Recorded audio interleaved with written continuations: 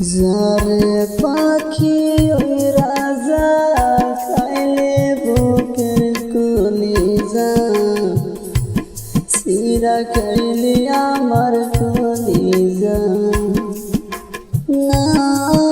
রে সিরা খাইলে আমার কলিজা যারে পাখি ওই রাজা খাইলে বুকের কলিজা সিরা খাইলে আমার কলিজা না রে সিরা খাইলে আমার কলিজা সিলে বুকের ভেতরে রেখেছি যতনে